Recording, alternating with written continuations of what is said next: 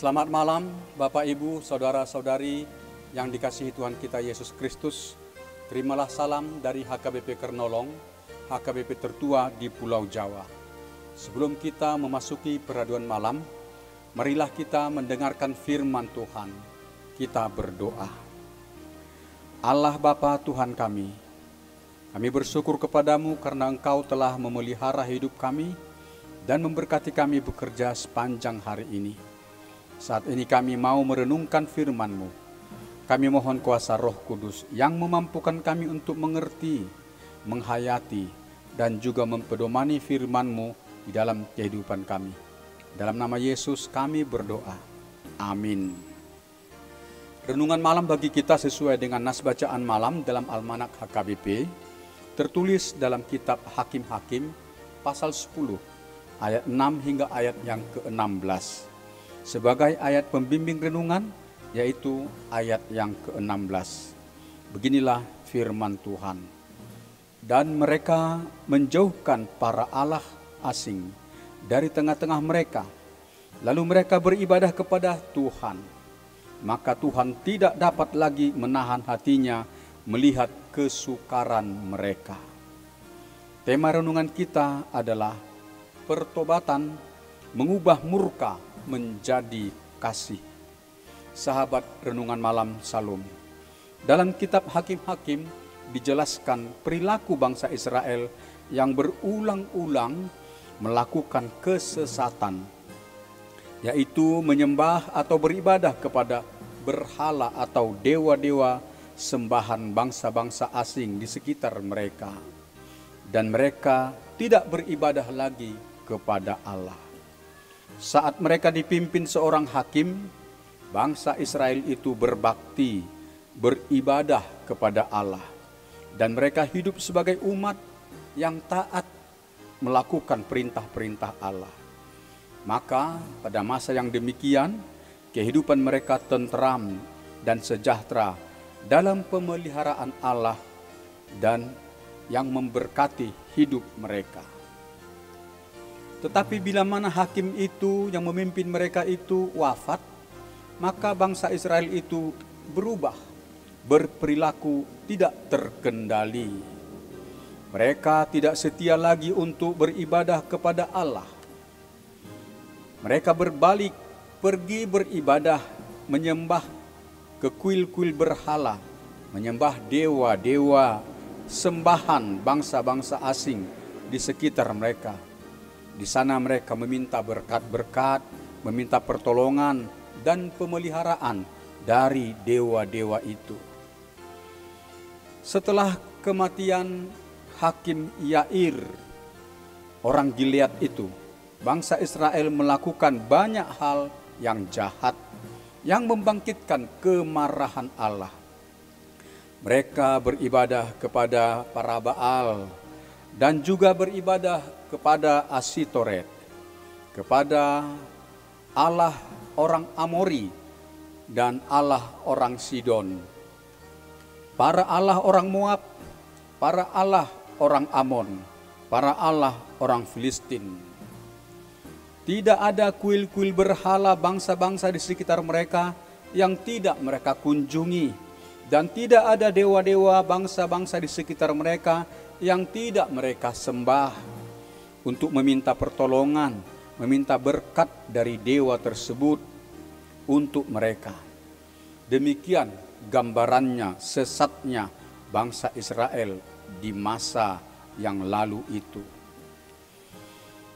Di masa kepemimpinan Yosua, Yosua pernah mengumpulkan bangsa Israel di Sikem, yaitu para tua-tua, para pemimpin suku-suku marga, para pemimpin pasukan, dan juga para hakim. Yosua meminta agar bangsa itu mengikrarkan kredo pengakuan iman setia kepada Allah.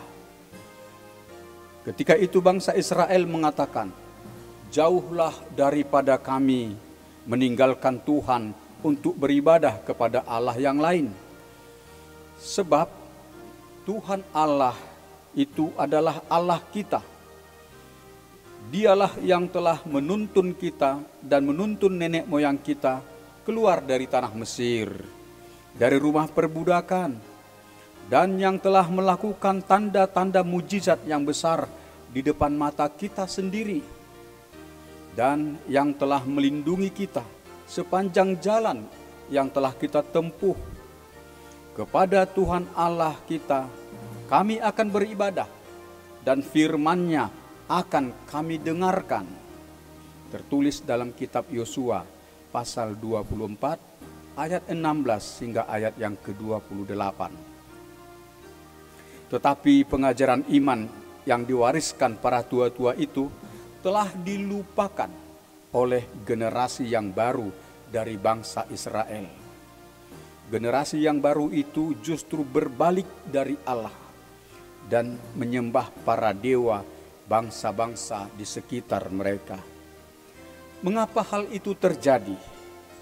Hal itu terjadi karena bangsa Israel tidak berupaya untuk membangun iman yang teguh kepada Allah.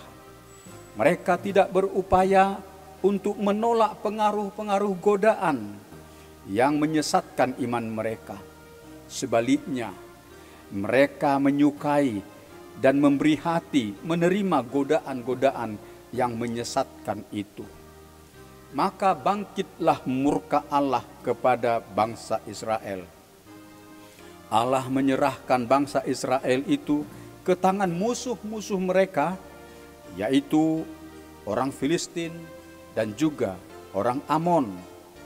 18 tahun lamanya orang Filistin dan Bani Amon berkuasa atas orang Israel, menindas, menginjak mereka, serta merampasi harta milik mereka, sehingga kehidupan mereka sangat sengsara.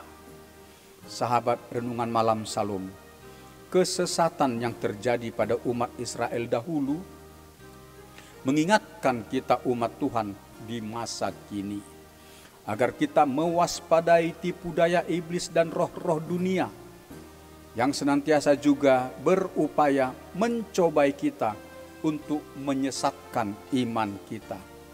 Bagaimana agar kita berbalik meninggalkan Tuhan Allah dan sujud menyembah berhala untuk meminta pertolongan dan berkat-berkat. Itu tujuan daripada pencobaan oleh iblis dan kuasa roh-roh dunia. Sebab sesungguhnya iblis dan roh-roh berhala ingin disembah dan ingin diperalah. Sebagaimana iblis menyesatkan penyesat itu pernah mencobai Yesus dengan menunjukkan semua kerajaan dunia dengan segala kemegahannya dan berkata kepada Yesus, "Semua itu akan kuberikan kepadamu jika engkau sujud menyembah aku." Tetapi Yesus menghardi iblis dengan berkata, "Enyahlah iblis, sebab ada tertulis, engkau harus menyembah Tuhan Allahmu, dan hanya kepada Dia sajalah engkau berbakti." Tertulis dalam Injil Matius pasal 4 ayat 8 hingga ayat yang ke-11. Demikian juga di masa kini, iblis dan roh-roh dunia senantiasa berupaya keras dengan berbagai tipu daya untuk menyesatkan dari antara umat Tuhan, agar serakah terhadap uang, serakah terhadap kekayaan dan kenikmatan dunia ini. Dengan keserakahan itu, hati manusia disesatkan meninggalkan Tuhan dan bersembah sujud untuk meminta kelimpahan kekayaan, kenikmatan duniawi dari iblis dan roh-roh dunia ini. Tetapi kita harus takut akan Tuhan dan berpedoman senantiasa akan firman-Nya, bahwa Tuhan Allah telah melarang keras dalam hukum Taurat yang pertama dan hukum Taurat yang kedua tentang penyembahan berhala itu. Penyembahan berhala itu membangkitkan murka Tuhan terhadap kita. Oleh sebab itu kita harus meneguhkan iman kepada Allah Bapa kita dan percaya akan kasih dan kemurahan hati-Nya, sebagaimana yang diajarkan Tuhan Yesus kepada kita. Janganlah khawatir akan hidupmu, akan apa yang hendak kamu makan atau minum, dan juga janganlah khawatir akan tubuhmu, akan apa yang hendak kamu pakai. Bapamu di sorga tahu bahwa kamu memerlukan semuanya itu. Tetapi carilah dahulu kerajaan Allah dan kebenarannya, maka semuanya itu akan ditambahkan kepadamu. Selengkapnya dapat kita baca dalam Injil Matius pasal 6 ayat 24 hingga ayat yang ke-34. Segala tipu daya iblis yang menggoda dan hendak menyesatkan kita, haruslah kita hardik, kita lawan agar iblis menjauh dari kita. Dalam surat Yakobus 4 ayat yang ke-7 dikatakan, karena itu tunduklah kepada Allah dan lawanlah iblis, maka ia akan lari daripadamu. Sahabat renungan malam Salom, dalam kesengsaraan hidup yang sangat memprihatinkan itu, bangsa Israel berseru-seru kepada Allah meminta keselamatan. Mereka mengaku dosa dan kesesatan mereka. Mereka menjauhkan para allah asing dari tengah-tengah mereka, dan mereka beribadah kepada Allah. Mereka bertobat dan datang bersujud kepada Allah. Maka Allah berkenan, bermurah hati, mengampuni dan mengasihani mereka.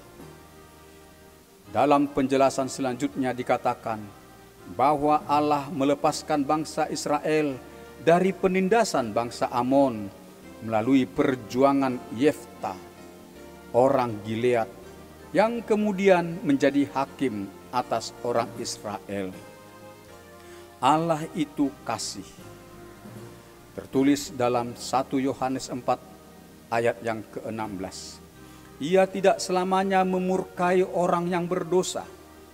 Jika orang berdosa itu menyesali pelanggaran-pelanggarannya di hadapan Allah dan datang mengaku dosa dan membuang segala pengaruh yang menyesatkan hatinya, kemudian berlaku setia, berbakti kepada Allah, maka Allah akan mengampuni orang yang datang memohon kasih-Nya.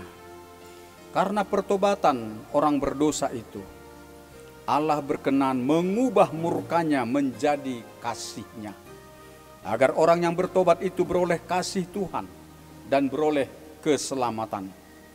Tetapi bila mana kita beroleh kasih dan pengampunan, kita harus setia beriman dan hidup dalam ketaatan kepada Allah Bapa yang mengasihi kita.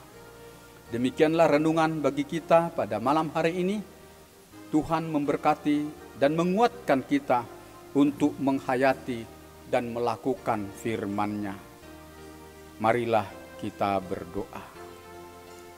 Terpujilah nama-Mu ya Allah Bapa, kami telah mendengar firman-Mu. Kami bersyukur sebab Allah Bapa memberikan firman bagi kami. Bimbing dan teguhkanlah hati kami dengan kuasa Roh Kudus, agar kami setia beriman yang teguh, setia beribadah kepada Allah, dan melawan segala bentuk-bentuk penyembahan berhala yang hendak menyesatkan kami. Engkaulah ya Allah Bapa, sumber kehidupan, sumber berkat, pertolongan dan keselamatan bagi kami. Allah Bapa, berkatilah jemaat-Mu, mereka yang sakit, agar mereka melalui pengobatan dan perawatan beroleh pertambahan kesehatan. Teguhkan iman pengharapan mereka kepada Tuhan Yesus Kristus. Berkati dan lindungi semua pelayan kesehatan. Pelihara hidup kami pada malam hari ini dalam tidur kami. Jauhkan mara bahaya daripada kami. Berilah penghiburan bagi mereka yang berduka, kuatkan mereka, menangkan mereka, berkati mereka ya Tuhan. Bangunkan kami esok pagi, persiapkan dan berkati kami untuk bekerja. Buatlah kami berhasil dalam pekerjaan kami.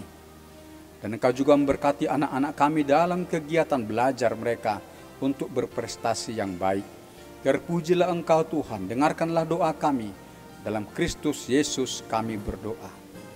Anugerah Tuhan kita Yesus Kristus, kasih setia Allah Bapa, dan persekutuan dengan Roh Kudus yang memelihara hidup kita selama-lamanya. Amin.